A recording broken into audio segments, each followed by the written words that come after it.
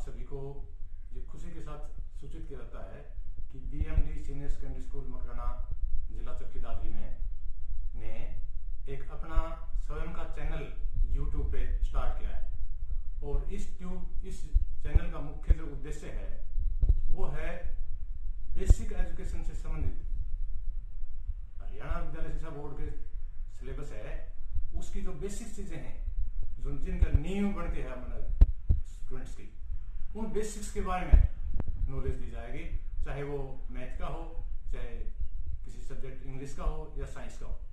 इनके बारे में स्टार्टिंग की जो चीजें होती हैं वो बताई जाएंगी ताकि वो एक नींव ठीक हो जाए। उसके बाद में जो है उसके ऊपर कितनी बिल्डिंग आधार बनाया जा सकता है। इसके साथ साथ में जैसे अभी कोरोना वायरस के कारण स्कूल बंद हैं और ऑनलाइन स्टडी चल रही है, तो अपने स्कूल के बच्चों के लिए भी ऑनलाइन स्टडी इस चैनल के द्वारा इसमें हर सब्जेक्ट के जो वीडियोज हैं वो बना बना के डाले जाएंगे और जितने स्टूडेंट्स हैं उनके पेरेंट्स हैं वो उनके हेल्प करेंगे और उन वीडियोज के द्वारा रिटर्न में भी सिलेबस भेजा जाएगा और व्हाट्सएप के ग्रुप में, और साथ में ये जो वीडियोज बना करके हर सब्जेक्ट के ये वीडियोज भी भेजा जाएंगे। जो रिटर्न वर्क होगा उसी के ऊपर वीडियोज भी बनाए जाएंगे। तो दोनों के हेल्प से जो स्टूडेंट्स हैं वो बहुत बढ़िया तरीके से अपने सिलेबस को सुचारू रूप से आगे कर सकते हैं। इस बेसिक्स स्टार्टिंग में बेसिक्स के ऊपर ज्यादा फोकस किया जाएगा। उसके बाद में जो सिलेबस संबंधी जैसे हर सब्जेक्ट की जो सिलेबस है वो सिलेबस सुचारू रूप से शुरू कर दिया जाएगा। उसके बाद में जो सब्जेक्ट्स हैं उनके चैप्टर्स पढ़ाए जाएंगे, उनके बारे में डिटेल से नॉलेज दी जाएगी। उनके जो क्वेश्चन आंसर्स हैं लास्ट में, जैसे कि रेगुलर स्टडी में होता है क्लासरूम के अंदर जैसे स्टडी करते हैं उसी प्रकार वो उसके हर सब्जेक्ट के वीडियोस बना करके चैप्टर वाइज और उनको एक्सप्लेन करके और उनका क्वेश्चन आंसर भी दिए जाएंगे। और रेगुलरली भाई फोर्टनाइटली 15 दिन में या 10 दिन में जो सिलेबस कंप्लीट होगा उसके टेस्ट भी लिए जाएंगे, वो व्हाट्सएप ग्रुप पे भेज दिए जाएंगे, उसी में कर लिए जाएंगे। और ये जो चैनल है अभी शुरुआत हो चुकी है और इस प्रकार के जो वीडियोज हैं बेसिक नॉलेज संबंधित और सब्जेक्ट संबंधित, उसके अलावा जो बच्चे 10वीं प्लस 2 के बाद में 10वीं के बाद में जो सब्जेक्ट लेना चाहते हैं साइंस साइड आर्ट साइड, उसके बाद में डिटेल से बताया जाएगा। कैरियर के बारे में बच्चों को बताया जाएगा, प्लस 2 के बाद में कौन सा स्ट्रीम लेने के बाद भाई आर्ट लेने हैं, कॉमर्स के क्या फायदे हैं, साइंस के क्या फायदे हैं, उनके बारे में डिटेल से बताया जाएगा। पेरेंट्स भी वो बातें सुन सकते हैं और अपना करियर आगे का जो करियर है बच्चे उसके बारे में अपने पहले ही उनको पूरी नॉलेज दे दी जाएगी। उसके अनुसार अपनी स्टडी करके टारगेट बना करके किस कंपटीशन में जाना है, सिविल सर्विसेज के अंदर करना है और दूसरे में उनके बारे में कंप्लीट नॉलेज दी जाएंगी। पूरे साल जो है ना हर चीज के बारे में कंप्लीटली डिटेल में सब कुछ बताया जाएगा। तो आप सभी पेरेंट्स से अनुरोध है, बच्चों से भी अनुरोध है कि इस चैनल को सब्सक्राइब जरूर कर लें और अपने जो दोस्त हैं, रिलेटिव हैं, उनके पास में भी जो लिंक आएगा उसको लिंक पे भेज करके उनको भी कह दें कि इस चैनल को सब्सक्राइब कर लें। उनके करियर के बारे में पूरी नॉलेज दी जाएगी, सब्जेक्ट के बारे में, उनके सिलेबस के बारे में पूरी डिटेल से नॉलेज दी जाएगी। इसके अलावा सिलेबस के अलावा जो अपने एक्टिविटीज करवाई जाएंगी स्कूल कैंपस में, जैसे कई बार साइंस क्विज कंपटीशन करवाते हैं और स्पोर्ट्स की एक्टिविटीज करवाते हैं। इसके अलावा प्रेयर में भी जैसे अपने स्कूल के सभी स्टूडेंट्स को हाउसेज में बांट रखा है, प्रत्येक हाउस की एक वीक ड्यूटी आती है, उसमें वो जो बच्चे हैं वो 2 वर्ड्स इंग्लिश के बोलते हैं, कुछ जीके के क्वेश्चन भी पूछते हैं, इस तरह की कुछ नई नई चीजें खोज कर लेते हैं बच्चे। हमारे स्टूडेंट्स सभी को पता ही है इसके बारे में। उस सुबह जो एक्टिविटीज होती हैं उनके वीडियोज भी बनाए जाएंगे, क्विज कंपटीशन वगैरह उनके भी इन सभी चीजों के वीडियोज बना करके अपने चैनल पर डाल दिए जाएंगे। तो अपने जो बच्चे पार्टिसिपेट करेंगे, देखेंगे, टीचर्स जो बातें बताएंगे वो सारी बातें जो है इस चैनल पर वीडियोस के द्वारा आ जाएंगी। आप कभी भी चाहें तो उन बातों को देख सकते हैं, पेरेंट्स भी देख सकते हैं, सभी बच्चे हैं वो भी आपस में देख करके और उनसे पीछे की जो नॉलेज है उसको रिवाइव भी कर सकते हैं। जैसे 2 वर्ड्स हैं, साल में काफी ज्यादा हो जाते हैं, 700 800 1000 के वर्ड्स हो जाते हैं, तो रोजाना आपने इसको वीडियोस को चला करके पीछे के जितने भी हैं वो सारों को वर्ड्स को रिवाइज कर सकते हैं, जीके क्वेश्चन को रिवाइज कर सकते हैं। एक तरह से तुम्हारा ये नॉलेज बैंक बन जाएगा। अलग से कॉपी लगाते हो वो तो है, उसके अलावा ये एक नॉलेज बैंक बन जाएगा। जब भी कभी भी मतलब पढ़ने का कॉपी के द्वारा ना पढ़ने के जिम्मे हो तो इसके द्वारा सुन सकते हैं। जब सोने का समय है उस समय भी सुन सकते हो, या फिर खाना खाने वाले बैठे हो और साथ बैठे हैं तभी भी सुन सकते हो। इस पे नॉलेज जो है वो काफी ज्यादा इंक्रीज हो जाएगी। आज आपको इंग्लिश ग्रामर के बारे में थोड़ा सा बताऊंगा और इंग्लिश ग्रामर में भी टेंसेस के बारे में। वैसे तो कोई भी लैंग्वेज हो, बोल तो इंग्लिश लैंग्वेज को भी कोई भी अनपढ़ आदमी भी बोल सकता है, जिसने पढ़े मतलब अक्षर ज्ञान नहीं है वो भी इंग्लिश लैंग्वेज बोल सकता है। लेकिन कोई भी लैंग्वेज है उसकी जो शुद्धता है वो ग्रामेटिकली चेक की जाती है। ग्रामर जो है ना वो बताती है उसकी शुद्धता और इंसान की बोलने की नॉलेज, ये कैसे शुद्ध बोल रहा है। तो इंग्लिश में जो ग्रामर है उसके अंदर टेंसेस हैं, उनका अहम रोल होता है। टेंसेस के बारे में वॉइस है, फिर नरेशन है, आगे और बहुत सी चीजें हैं, वो आहिस्ता आहिस्ता चले जाएंगे। लेकिन बेस जो होता है, मैंने बताया था बेसिक्स के ऊपर ज्यादा फोकस किया जाएगा। तो इंग्लिश लैंग्वेज का जो बेस है उसकी शुद्धता का वो टेंसेस से होता है। तो आज मैं तुम्हें कुछ टेंसेस के बारे में बेसिक नॉलेज जो है वो बताना चाहूंगा और आगे इसको कंटिन्यू रखेंगे, कंटिन्यूसली आगे ही चलता जाएगा।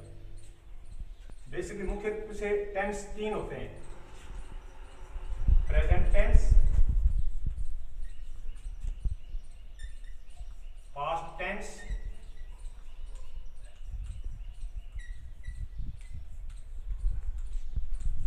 और फ्यूचर टेंस। प्रेजेंट टेंस का मतलब वर्तमान काल, वर्तमान काल में हम जी रहे हैं, जो भी वर्तमान समय में जो भी घटनाएं हो रही हैं वो प्रेजेंट टेंस में आती है। पास्ट का मतलब पास्ट बीत गया, भूतकाल, उसमें पीछे की बातें आएंगी। और फ्यूचर टेंस का मतलब है आगे आने वाली, भविष्य का, आगे आने वाला। अब ये 3 मुख्य टेंस हैं, इन प्रत्येक टेंस के 4 भाग हैं, प्रत्येक टेंस के 4 भाग हैं। और प्रेजेंट इंडेफिनिट, जैसे इंडेफिनिट है, present indefinite, INDEFINITE, present indefinite, present continuous, CONTINUOUS, ये कंटिन्यूअस की स्पेलिंग होती है, ये विशेष ध्यान करना है, CONTINUOUS, कंटिन्यूअस। और नंबर 3 पे जो है परफेक्ट, PERFECT।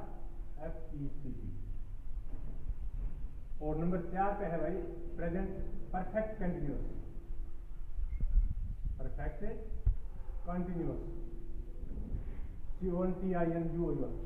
तो प्रत्येक टेंस के 4 भाग हो गए, present indefinite, present continuous, present perfect और प्रेजेंट परफेक्ट कंटिन्यूअस। इसी प्रकार पास्ट के और फ्यूचर के भी, past indefinite, past continuous, past perfect और past perfect continuous. Same future, future के भी यही 4, future indefinite, future continuous, future perfect और फ्यूचर परफेक्ट कंटिन्यूअस। तो 3 मुख्य जो टेंस है, प्रेजेंट, पास्ट, फ्यूचर, इन तीनों के 4 भाग हैं, प्रेजेंट इंडेफिनिट, कंटिन्यूअस, परफेक्ट और परफेक्ट कंटिन्यूअस। अब प्रत्येक टेंस के बारे में पहले एक ही प्रेजेंट के 4 भागों के बारे में न पढ़ करके प्रत्येक प्रेजेंट, पास्ट और फ्यूचर के इंडेफिनिट के बारे में पहले बताया जाएगा। तो सबसे पहले प्रेजेंट इंडेफिनिट टेंस है, उसके बारे में तुम्हें नॉलेज दी जाएगी। तो आज प्रेजेंट इंडेफिनिट टेंस के बारे में आपको बताता हूँ। प्रेजेंट इंडेफिनिट पहले तो वर्तमान का तो हो गया। तो प्रेजेंट इंडेफिनिट टेंस में जो है ना आमतौर पे हिंदी के वाक्य में अंत में जो है ना ता है, ती है, ते है, इस प्रकार ये मिलता है। तो लेकिन वैसे इसकी मुख्य जो विशेष पहचान वो क्या होती है कि भाई रूटीन में जो वर्क होते हैं, यूनिवर्सल जो वर्क होते हैं रूटीन में, जैसे भाई कोई रोजाना कहीं काम करने के लिए शहर के लिए जाता है, कोई अपने कुछ काम के लिए रोजाना कहीं पर दिल्ली जाता है और कुछ करता है, रूटीन में जो काम होते हैं उनके लिए प्रेजेंट इंडेफिनिट टेंस होता है। और इनमें आमतौर पर जो सेंटेंसेस होंगे इंग्लिश में, उसमें यूजुअली, नॉर्मली इस तरह के वर्ड्स पाएंगे। तो इसमें पहले तो हिंदी में पहचान होगी कि वाक्य के अंत में ता है, ती है या ते है। और इंग्लिश में जब हम इसकी वाक्य रचना करते हैं, सेंटेंस स्ट्रक्चर,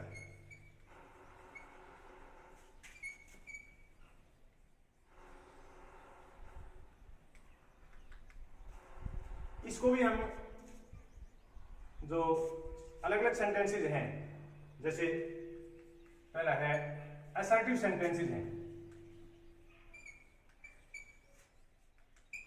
उसके अंदर सेंटेंस स्ट्रक्चर कैसे होती है। नेगेटिव सेंटेंसेस हैं, उसके अंदर जो स्टैंड स्ट्रक्चर होती है वो अलग होती है, और इंटेरोगेटिव है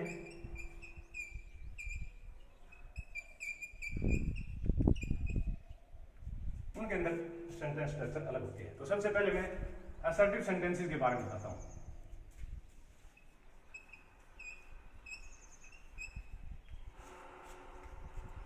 जब हिंदी से इंग्लिश में कन्वर्ट करते हैं, ट्रांसलेट करते हैं, तो असर्टिव सेंटेंसेस में, असर्टिव का मतलब जिसमें सकारात्मक, जिसके अंदर कोई किसी बात के बारे में स्वीकार किया जाता है, तो उसमें सबसे पहले सब्जेक्ट,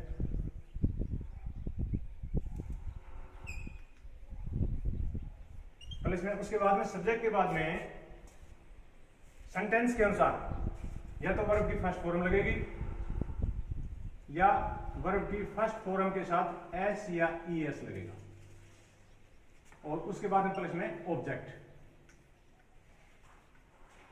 अब सेंटेंस की स्ट्रक्चर ये होगी कि सबसे पहले सब्जेक्ट और ऑब्जेक्ट, ये तो सभी कोई भी सेंटेंस हो, ट्रांसिस में जो चेंजेस पाएगी, तो कोई भी प्रेजेंट इंडेफिनिट है, प्रेजेंट कंटीन्यूअस है, परफेक्ट है या परफेक्ट कंटीन्यूअस है, उन सभी के अंदर ये जो पोर्शन है सेंटेंस का, सब्जेक्ट और लास्ट में ऑब्जेक्ट, बीच में जो ये वर्ब वाला जो पोर्शन है, इसके अंदर चेंजेस पाएगी हर टेंस के अंदर। उसमें किसी में वर्ब की फर्स्ट फॉर्म आएगी, किसी में जैसे पास्ट इंडेफिनिट है उसमें वर्ब की सेकंड फॉर्म पाएगी, किसी में वर्ब की थर्ड फॉर्म पाएगी, किसी टेंस में वर्ब की थर्ड फॉर्म से पहले हेल्पिंग वर्ब आएंगी, इज एम आर आ जाएंगी, किसी में हैज आ जाएगा। मतलब इस तरह से हर सेंटेंस जो हर टेंस जो है ना भाई, सारे जो 312 टेंस हो गए, प्रेजेंट के 4 भाग हो गए, पास्ट के 4 भाग हो गए, फ्यूचर के 4 भाग हो गए, जो 12 भाग हो गए, इन 12 के बारे में सब में बिल्कुल जो बीच वाला जो पोर्शन है ये सब में चेंजिंग पाएगा।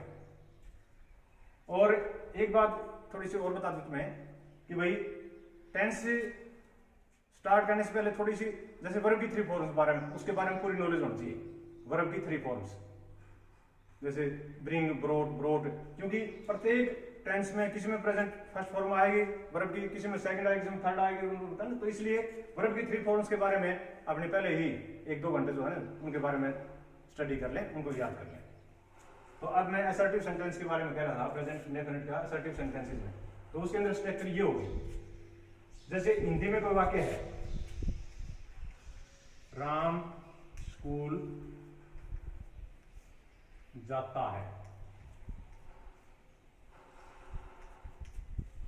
अब इसको हम, ये प्रेजेंट इंडेफिनिट टेंस है, स्कूल जाता है, इसका मतलब ये है उसका रेगुलर वर्क है, रूटीन वर्क है, वही वो स्कूल में जाता ही है, 8 बजे से लेकर 10 बजे तक स्कूल लगता है, यूं नहीं मतलब आज जा रहा है या ऐसे, रूटीन वर्क है।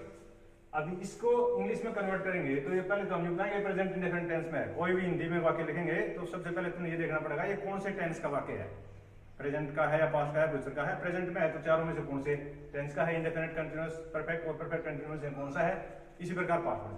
तो अब ये प्रेजेंट इंडेफिनिट में इंडेफिनिट टेंस का होगा स्कूल जाता है राम, तो सब्जेक्ट होगा राम। अब इसके बाद हमें ये डिसाइड करना है वर्ब की फर्स्ट फॉर्म लगेगी या फर्स्ट फॉर्म कहते हैं ऐसी यस लगेंगे। तो इसके लिए नियम है, अगर सब्जेक्ट ही, सी, इट या किसी का नाम सिंगुलर नंबर है, थर्ड पर्सन सिंगुलर नंबर अगर सब्जेक्ट है, उस थर्ड पर्सन सिंगुलर नंबर में ही, सी, इट या किसी का नाम यही आते हैं। अगर ये है तो वर्ब की फर्स्ट फॉर्म के साथ एस या ईएस आएगा और बाकी ऑब्जेक्ट है। तो जैसे राम ये सिंगुलर नंबर है थर्ड, तो इसमें जाता है, पहले हमें यहां वर्ब आएगी, तो जाता है यानी गो मैंने जाना, तो इसके साथ में ईएस लग जाएगा।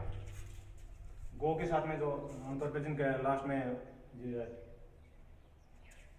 वावल होते हैं उसमें ईएस लगता है। तो राम गोज, इसके बाद में ऑब्जेक्ट होगा टू स्कूल। तो ये असर्टिव सेंटेंस में होगा। अब अगर मान लो सब्जेक्ट है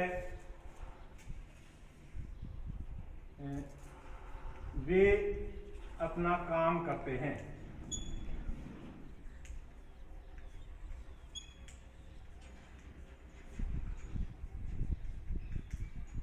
अब वे होगा ऑप्शन, तो ये सब्जेक्ट जो है ये होगा थर्ड पर्सन प्लूरल नंबर हो गए। अगर सब्जेक्ट प्लूरल में है ना तो उसमें सिर्फ वर्ब की फर्स्ट फॉर्म लगेगी। तो इसके लिए नियम याद सुन लो, अगर सब्जेक्ट सिंगुलर नंबर है सिंगुलर नंबर का मतलब ही, सी, इट या किसी का नाम, तो वर्ब की फर्स्ट फॉर्म लगेगी।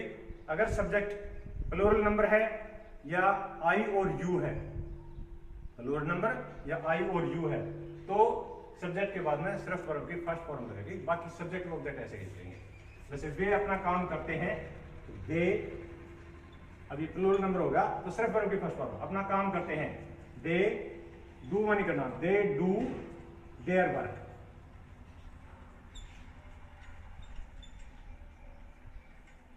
अब ये सब्जेक्ट आ गया और ये आ गया ऑब्जेक्ट हो गया।